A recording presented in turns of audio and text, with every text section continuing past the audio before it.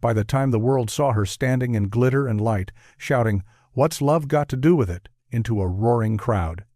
The most important part of Tina Turner's story had already been buried under decades of silence. Not in a vault, not in an archive, but inside hotel rooms where no one asked questions, dressing rooms where no one dared to knock, and contracts where her name appeared second, even when her voice carried everything. If you opened her life like a case file, it wouldn't start with superstardom. It would start with a road that cut through cotton fields in Nutbush, Tennessee. In the early 1940s, Anna Mae Bullock was a little girl running through dust, listening to the distant thud of church drums and the low talk of adults who never shared what truly worried them. She learned early that love could leave without warning. Her parents came and went, arguments erupted, hands were raised, and then there was absence. The first bruise was abandonment, not a fist. Years later, that same girl walked into a dark, sweating club in East St. Louis and met the man who would change everything. His name was Ike Turner. Inside the Club Manhattan, the air was so thick with cigarette smoke it looked almost solid. Glasses clinked, a jukebox whined between sets, and men in narrow ties leaned into women's ears, trading promises they never planned to keep. On stage, Ike Turner and the Kings of Rhythm were not just playing, they were controlling the room. Ike's hands moved across the guitar like he was cutting wire. Sharp, efficient, never wasting motion. His eyes were always scanning. The crowd, the band, the exits. He didn't just lead the music, he owned the space. Anna Mae watched him from the shadows at first, balancing on the edge of a chipped bar stool, feeling the vibrations of the band through her feet. She didn't know arrangements, publishing, or royalties yet. All she knew was that something in her chest matched the rhythm on stage. One night, when the microphone was left alone for just a moment too long, she moved. Not with a plan, just with instinct. She crossed the room, picked up that microphone, and sang. The sound that came out was not polite. It was raw, cracked at the edges, soaked in every abandonment, every empty room she had survived. It cut through the noise, turning conversations into silence, one by one. Musicians stopped mid-chord. Heads turned. Even the bartender froze with a bottle halfway tilted. Ike Turner looked up. He had spent years watching the music industry treat him like a ghost. He had played on Rocket 88, a record some historians later called the first rock and roll single, but the credit had slipped through his fingers. Other men's names went on the label. Other men got the headlines. Ike learned a cruel equation. Talent did not equal power. Control did. So when he heard that voice slice through the smoke in Club Manhattan, he didn't hear just a girl from Nutbush. He heard leverage. He brought her into the band, first as background, then as a feature, then as the center. He gave her a name that sounded sharp, electric, made for marquees: Tina, Ike, and Tina Turner. A single unit. His idea, his construct, his brand. To the outside world, it looked like a savior story. A young woman plucked from nowhere and given a stage, a band, a future.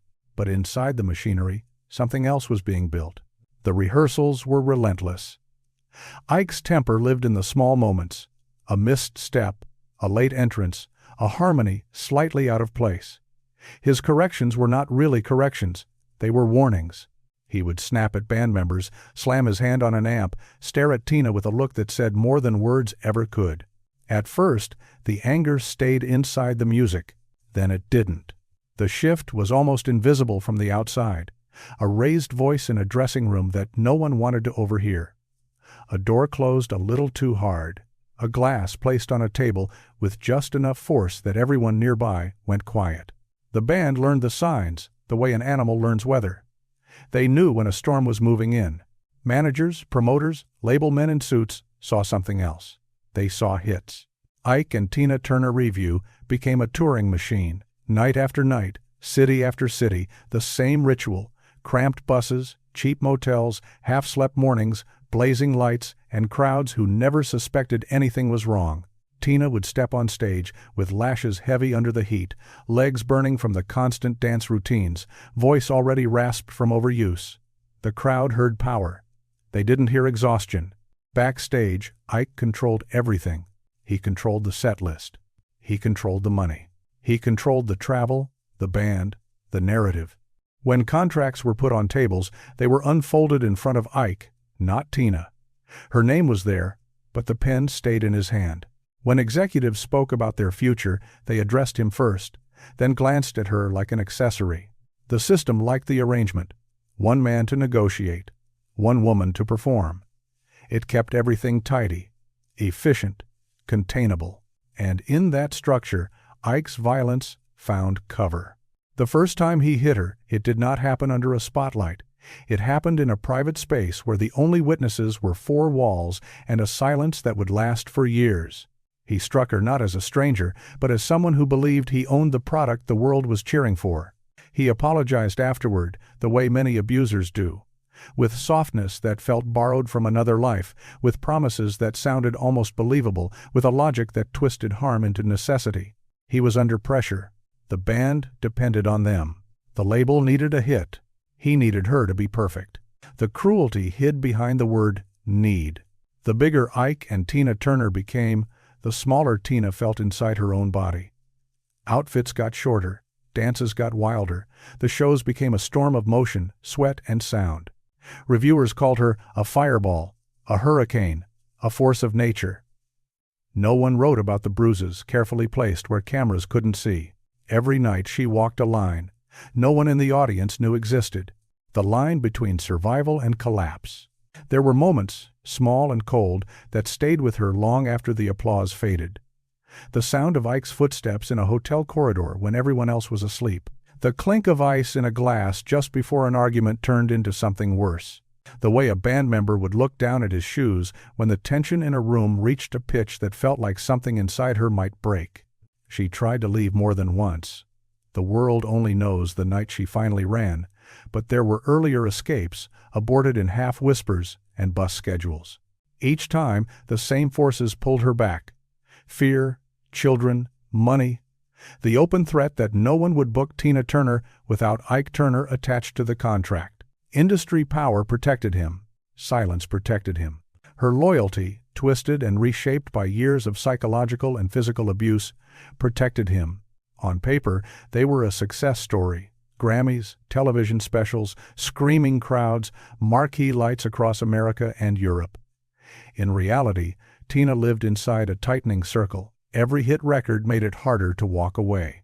Every magazine cover became another layer of armor around Ike's control. The myth of the perfect duo was not just profitable, it was a shield. By the late 1960 seconds, the cost of staying was no longer just physical pain, it was her mind. There came a night when hotel wallpaper seemed to tilt, when the noise inside her head grew louder than any audience.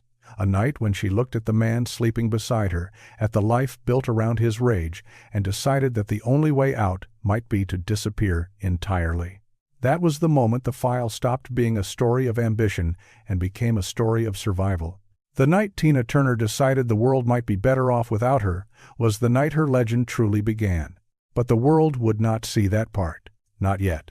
If you know someone whose life or personality mirrors this story, share their name in the comments. We'd like to explore their journey as well. The night Tina Turner decided the world might be better off without her did not happen on a stage, or in a headline city, or under cameras. It happened in a hotel room where the carpet was too clean, the lighting too soft, and the silence too loud. By the late 1960 seconds, the Ike and Tina Turner Review was a touring storm.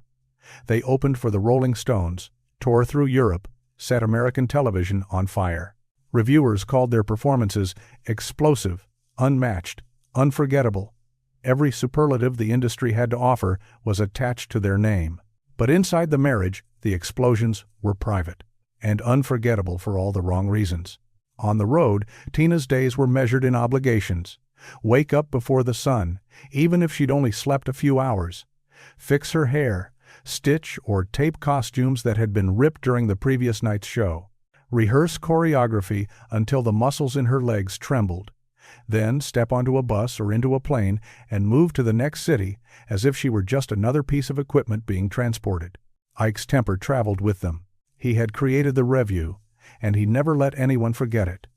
In rehearsals, he barked orders with the intensity of a drill sergeant. On stage, he controlled the band with sharp gestures, sudden glares, subtle nods that kept everyone on edge. In private, control didn't stop at the music. He dictated what Tina wore, how she spoke in interviews, who she could see, when she could rest. If she smiled too brightly at someone else, he noticed. If she expressed an opinion that disrupted his story, he noticed. If she hesitated before agreeing with him, he noticed. And the consequences always arrived. Sometimes as words that sliced into her confidence, sometimes as blows that turned parts of her skin into secret topographies of pain. The world saw quick costume changes. It did not see the extra layer of makeup brushed over fresh bruises. There were nights when she sang through split lips, the inside of her mouth stinging with every consonant. Nights when she spun and kicked and shimmied while her ribs ached so sharply that every breath felt like a question. The audience roared, completely unaware that the woman they were cheering for had spent the afternoon trying not to collapse in a quiet chair. The music industry, meanwhile, only tracked numbers, ticket sales, chart positions, television ratings. When executives visited, they shook Ike's hand first. They told him he had discovered a diamond. They praised his arrangements, his band, his vision. Some noticed Tina's stiffness in interviews, the way she chose her words carefully, the way her eyes sometimes drifted downward before she answered. But questions were a liability. Curiosity cost money. Silence preserved it. So the machine kept moving, and Tina remained locked inside it. Then came the night when the pressure finally broke the surface. In Los Angeles, after another cycle of violence and control, Tina checked into a hotel room that felt less like a place to rest and more like a holding cell. The city outside pulsed with neon and traffic, but the room itself was still, too still. The kind of stillness that makes every thought sound louder. On the desk, papers, a schedule for upcoming shows, a phone that promised nothing she wanted to hear. In the bathroom cabinet, a bottle of pills that promised silence. She stood at the mirror, looking at a face that millions would later recognize. But that night, she barely knew. The lashes, the wig, the dramatic stage makeup were gone. What was left was Anna Mae, tired, bruised, and carrying a burden that seemed to grow heavier every time someone shouted her name from a crowd. Ike had taught her that she was nothing without him. The industry had reinforced it. The contracts seemed to prove it. So she believed, for a moment that stretched longer than it should have, that removing herself might be the one decision she still controlled. She swallowed the pills, lay down, waited for the world to disappear. It did not. The attempt failed.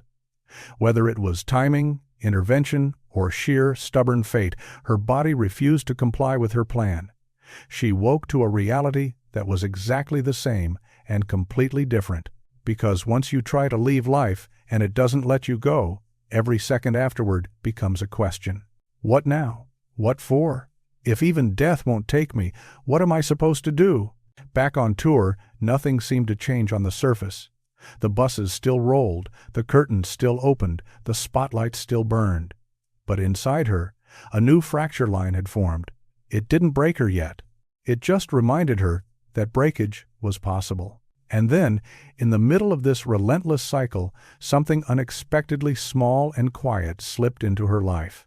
A chant. One of the women around her accounts later pointed to members of her circle, people who saw her pain up close, introduced her to a new kind of ritual. No microphone, no band, no audience. Just words repeated softly, a pattern of sound that wasn't designed to entertain anyone. It was meant to hold her together. She sat on the floor, legs folded beneath her, and began to chant. At first it felt strange, almost absurd. She was used to sound as performance, as currency, as product. Here, the sound didn't go out to the world. It turned inward. The rhythm calmed her breathing. The repetition slowed the racing thoughts. The act of doing something purely for her own survival, not for a show, not for a contract, felt almost rebellious. She didn't instantly transform. She didn't suddenly become fearless. But she gained something that Ike had never intended for her to have. An inner room he could not enter. The more she chanted, the more that inner room expanded. It did not eliminate the violence, it did not erase the financial entanglements, the threats, the fear, but it gave her a thin, unshakable line, connecting her to a version of herself that wasn't defined by his rage. On stage, the change was invisible. The Ike and Tina Turner Revue still operated like a weapon. Tight choreography, relentless tempo, a show so powerful it left audiences gasping. But inside those performances, Tina began to carry a different intention. She wasn't just surviving the set, she was feeding something deep inside, a stubborn belief that she might exist beyond this man, beyond this band, beyond this trap. Ike sensed it. Controlling men always do. He tightened his grip. Arguments escalated over nothing. A missed cue became an offense. A private opinion became disrespect. Money was hidden. Decisions were made without her. He reminded her of the debts, the contracts, the mouths to feed. He framed himself as the architect and her as the replaceable part. Yet, night after night, she stood in front of thousands who proved the opposite. They didn't chant his name, they chanted hers. They didn't copy his movements, they copied hers. When they left those halls and arenas, it was her image they carried, her energy they tried to imitate, her voice echoing in their heads. The system didn't want to acknowledge that. Ike couldn't afford to. So the lie persisted. She needed him. As the 1,970 seconds dragged forward, cracks began to show in the facade that even the most dedicated silence couldn't hide. Ike's drug use deepened, his volatility sharpened, his absences grew longer. Sometimes he would vanish before a show, leaving everyone scrambling to keep the illusion afloat. Other times, he would appear at the last moment, eyes restless, jaw clenched, rage close to the surface. The band learned to play around the danger. Tina learned to sing through it. But the inner room inside her continued to grow, and with it came a thought that wouldn't leave. If I was strong enough to try to leave life itself and survive, maybe I'm strong enough to leave him. The idea was terrifying. Ike had woven himself into every corner of her world. Professionally, financially, physically. Leaving wasn't just a breakup, it was a full-scale escape operation from a life she'd been told was the only one available to her. Still, the thought remained. Then it became a plan. Then the plan waited for a moment. That moment arrived one night in 1976 on the way to a show in Dallas. Another argument. Another explosion. Another reminder that staying meant slow erasure. By then, the woman who once believed her only exit was death had become someone else entirely bruised. Yes, scared, absolutely, but with a small, steady flame inside that refused to go out. The world saw costumes and choreography. It did not see that Tina Turner was about to commit the quietest, most dangerous act of rebellion in her entire life. She was going to walk away. Not from a man. From an entire system built on the assumption that she never would. If you know someone whose life or personality mirrors this story, share their name in the comments. We'd like to explore their journey as well. The night in 1976 when everything finally snapped did not come with a warning label. It arrived the way most disasters do in abusive homes, disguised as just another argument. The Ike and Tina Turner Revue was on its way to a show in Dallas. Another city, another contract, another performance, where the crowd would scream for a couple that no longer existed anywhere except on stage. In the car, the air was thick with unspoken things. Ike's drug use, his paranoia, his temper, none of it was new. What was new was the level of danger she felt in her own bones. The fight started over something small. With Ike, it almost always did. A detail, a complaint, a perceived slight. Words sharpened, volume rose, and then the familiar shift happened, the one where the man in front of her vanished and the violence took his place. By the time they reached the hotel near the Dallas venue, the line had been crossed again. Inside the room, behind a door that might as well have been bolted from the outside, the rage broke open. His hands, his fists, his words, Tina had seen all of it before, but this time, something inside her refused to fold. The beating ended. The door remained. And Tina Turner made a choice. She waited. Timing was everything now. When Ike's energy finally burned itself out and he fell asleep, the room went quiet in a way that felt unnatural, almost staged. The TV flickered without sound. The city hummed outside. She looked down at herself. A white suit, stage-ready, now carrying marks that would never make it into a photograph. Her face swollen, lip bleeding, wig slightly shifted. She didn't change.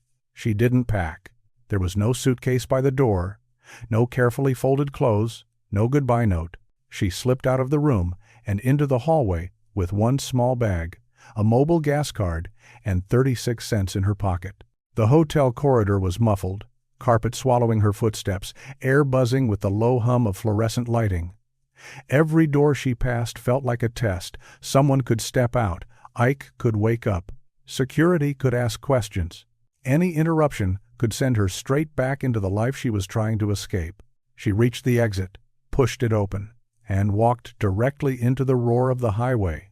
Night traffic tore past in waves, headlights slicing through the dark, horns bleeding into each other. Standing at the edge of that road in a blood-stained white suit and high-heeled shoes, she looked less like a star and more like a ghost. She didn't wait for a proper crossing. There wasn't time for that. She gathered what strength she had left, stepped down off the curb, and ran. Cars swerved, tires screeched, horns exploded in panic and anger. Wind and heat slammed into her as she sprinted across lanes, shoes slapping the asphalt, heart pounding so loudly it seemed to drown out the world. For a few terrifying seconds, it felt like she was trapped in two deaths at once, the one she had just escaped, and the one that might meet her in the middle of the road. But she made it. Stumbling, breathless, she reached the other side and found herself in the fluorescent safety of a Ramada Inn. Inside the lobby, the world was painfully ordinary. Beige carpets, plastic plants. A television in the corner murmuring some forgettable program. The receptionist looked up, expecting a tired traveler, not a world-famous performer in a ruined white suit. Tina approached the desk and did something she hadn't done in years. She asked for help as herself, not as half of a brand. She had almost no cash, just that gas card, those coins, and her name. The staff recognized her not as a victim, not as a prisoner, just as the woman they had seen on stage and on television. In that moment, their recognition became a lifeline. They gave her a room. For the first time in nearly 2 decades, Tina Turner slept without Ike Turner in the next room, the next bed, the next breath. Freedom did not feel triumphant that night. It felt fragile, like something that could be taken back in an instant. In the days that followed, the escape turned into a case file. Lawyers were contacted, friends were alerted, the tour fell apart. Ike raged, threatened, insisted she would come back because that's what she had always done before. The industry watched from a distance, calculating. When she filed for divorce later that year in Los Angeles, the legal reality of their life together came into full, cold view. Contracts, assets, debts, royalties, houses, cars. The whole empire built on their names now had to be divided. That was where Tina made the decision that stunned even seasoned attorneys. She did not ask for the houses. She did not fight for the studios. She did not demand a share of the future earnings tied up in recordings with his name on them. She asked for one thing, her stage name. Tina Turner had been invented by Ike as a brand he could control. Keeping it meant carving her identity out of the very thing he thought he owned. It meant walking into the future with nothing but a name and the scars that came with it. When the divorce was finalized in 1978, she walked away with almost no money and a mountain of joint debt. To the industry's accountants, it looked like a terrible bargain. To her, it was the only deal that mattered. She had her life, her freedom, and the right to be herself in public without him attached. But the escape was only the first act. The rebuild would be brutal. The same business that had looked the other way while she was being broken behind closed doors did not line up to help her now. Some promoters assumed the draw had been Ike. Some executives quietly believed her time was over. She was a black woman in her late 30s, with a worn-out image and no controlling man fronting the negotiations. In their eyes, that was not an asset, it was a risk. So she did what survivors do when systems refused to make space for them. She took whatever space she could get. Vegas lounges, cabaret shows, hotel ballrooms, TV variety programs, and game shows that treated her like a nostalgia act rather than a force. She wore sequins, feathers, big hair, smiling for audiences that sometimes only half listened as they ate dinner or shuffled chips at casino tables. For someone who had once set arenas on fire, it could have felt like a humiliation. Instead, it became training. Every small stage was a lab. She experimented with rock covers, reshaped her arrangements, tested how far she could push her voice without a man controlling the set list. She learned how to speak for herself in interviews, how to negotiate, how to insist, in ways that would have been dangerous under Ike's shadow.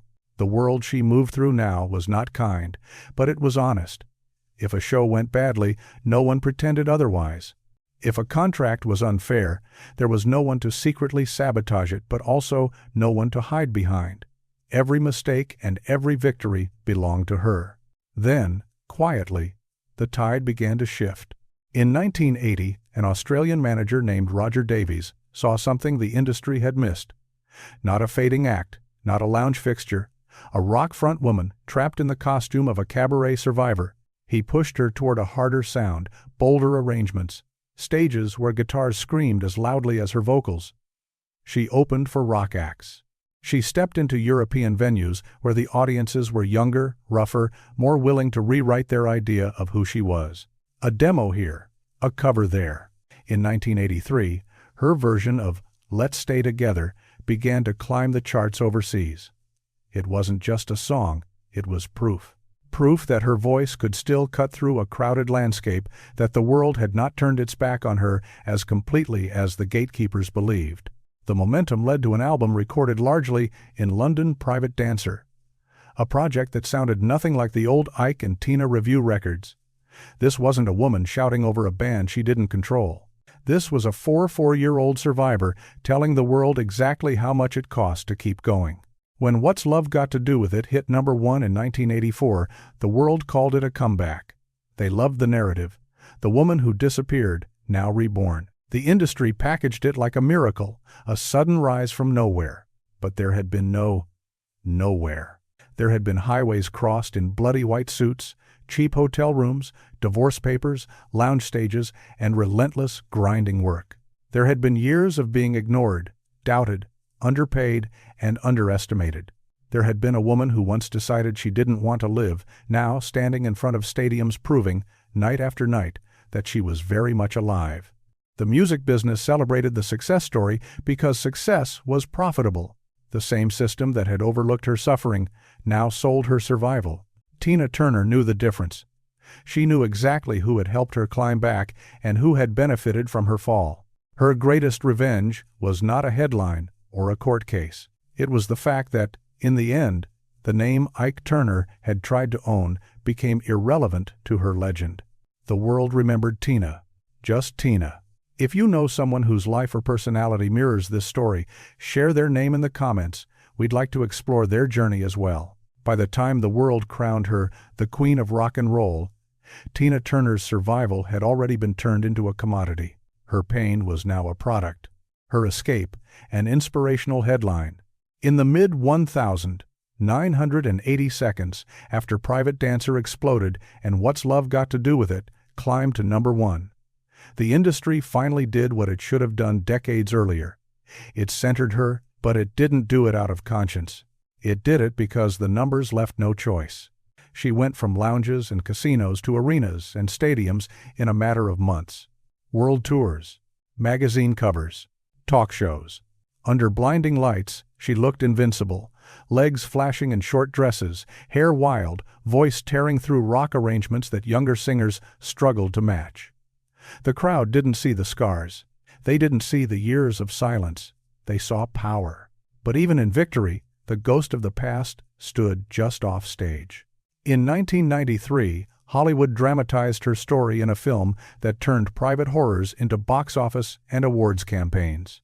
Scenes of beatings, breakdowns, escape the most intimate, terror-filled moments of her life were now replayed in theaters, discussed by critics, consumed like entertainment. The movie gave millions their first real glimpse into what she had endured, and it gave the industry something else.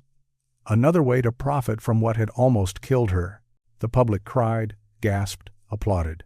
And the same question hovered over all of it, unspoken. How many people had known enough to intervene, but never did? While the world dissected the dramatized version of her life, Tina moved in a different direction, away from the noise, away from Hollywood, away from the country where her suffering had been ignored and then marketed. She chose Switzerland. In the 1,990 seconds, she settled in a quiet home near Lake Zurich, far from the circuits that had once dictated her every move. The house did not scream celebrity. It was calm. Trees, water, clean light pouring through large windows. The kind of environment where footsteps could be heard long before anyone raised their voice, where nights ended in genuine silence instead of slammed doors. The man who shared that house with her was not a bandleader, not a producer, not a jealous architect of her career. He was Erwin Bach, a German music executive she had met years earlier. He was younger than her, which bothered outsiders more than it bothered her. What mattered was simple and radical. He did not try to control her. There are small details she later described: the way he carried groceries, the way he listened instead of correcting, the way he reached for her hand without checking whether anyone was watching. After a lifetime of being handled like property, these small things felt almost suspicious. Could it really be that simple? Could someone love her without trying to own her? Life in Küsnacht looked almost ordinary. Morning light on the lake. Chanting in a quiet room, beads in hand. No tour buses idling outside, no promoters pounding on doors. But nothing in Tina Turner's life was ever simple for long. The system she had escaped, abuse, control, financial exploitation, was not the only system she would end up fighting. Another one waited inside her own body. First came the stroke, sudden and brutal. One moment she was walking through her home, the next her body betrayed her. The woman who had once sprinted across stages in heels suddenly struggled to stand unassisted. Muscles that had carried her through thousands of shows refused basic commands. She had spent decades teaching herself how to move through danger. Now, she had to relearn how to move through her own house. Then came the diagnosis of intestinal cancer. Harsh treatments, pain that had nothing to do with fists or shouted words, but that still dragged her back into familiar territory, the feeling of being trapped inside something she could not control. As if that weren't enough, her kidneys began to fail. The same body that had once seemed indestructible under stage lights was breaking piece by piece. Doctors explained the odds. Numbers, risks, timelines. It was the language of a different kind of industry, the medical one, but the power dynamics felt disturbingly similar. Her fate, once again, seemed to be calculated in rooms where she was not the loudest voice. Then Erwin stepped forward. He offered one of his kidneys. Not metaphorically, literally. He signed the papers. He lay down on a surgical table so that a part of his body could be placed into hers. The woman who had once been beaten for not doing what a man demanded was now staying alive because a man had voluntarily given her something he could never get back. They married in 2013 after decades together.